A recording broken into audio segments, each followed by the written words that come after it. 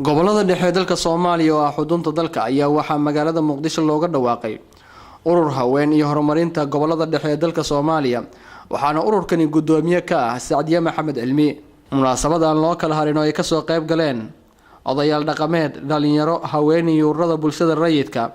ayaa waxaa munaasabada ka hadlay ugu horeyn agaasimaha wasaaradda arrimaha gudaha iyo federaalka ee xukuumadda Soomaaliya Ali Abtidoon Xalane bulshadii gobolada dhexe inay dareenkooda muujiyeen garteena inay sameystaan maadaama horena u jireen ururo bulsho oo kala duwan haddana urur haween inay sameystaan aad iyo aad ayaan usoo dhaweynaynaa haddana wasaaradda arrimaha gudaha iyo federaalka ururada haweenka waxay ka mid yihiin ururada halboolaha u ah horumarinta dalka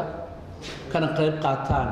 adeegyada bulshada muhiimka ah qaar kamid ah ururada bulshada rayidka ururada dhalinyarada uu kamid yahay ururka uhur oo uu gudoomiyaha ka yahay Axmed Mira Faafaale waxaana guud ahaan dadkan ay ka jeediyeen munaasabada tani hadalla guubaabin ah taas oo lagu dhiirigelinayo ururkan haweenta iyo horumarinta gobolada dhexe dalka Soomaaliya annagoo ah urur dhalinyaro ayaan Saadiya waxaan ku garab siinay runtii in la dhiso urur noocan oo kala ah dhalinyaraduna waa qaybta kaliya oo haweenka in la soo saaro enerjigooda iyo awoodooda aaminsan waaye anigoo ku hadlayo codka ururka haweenka qaranka Soomaaliyeed kaasoo ka turjumo 18 gobol ee Soomaaliya haweenka ku dhaqan waan taageersanahay waana soo dhaweynaynaa ururkaas qaaliga waxa aan ku faraxsanahay oo kale inay soo kordhayaan ururada arrimaha haweenka ka shaqeynaya oo aad moodo inuu baraarug badan jiro arrintaasina aad bay ii farxad gelinaysaa haddaan odayaasha nahay dhaqanka waan kora taaganahay gabdhaha Soomaaliyeed inay dhibaatooyinkii dalka ka dhacay 24 sano inay ayagu wadeen oo ragga ay ka karti badnaayeen waa ognahay Saadiya Maxamed Cilmi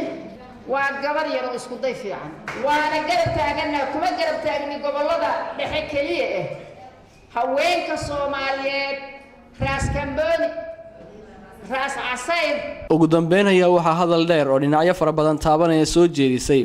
Saadiya Maxamed Cilmi oo ah gudoomiyaha ururkan looga dhawaaqay magaalada Muqdisho kana howlgali doona gobolada dhexe dalka Soomaaliya hadii wax yar aan ka taabto background-ka ururka horumarinta iyo haweenka gobolada dhexe waxaa laga shaqeynayay last year oo dhan in si loo abaabuli lahaa loo aasaasi lahaa annaga hadafkeena waxa waaye horumarinta iyo haweenka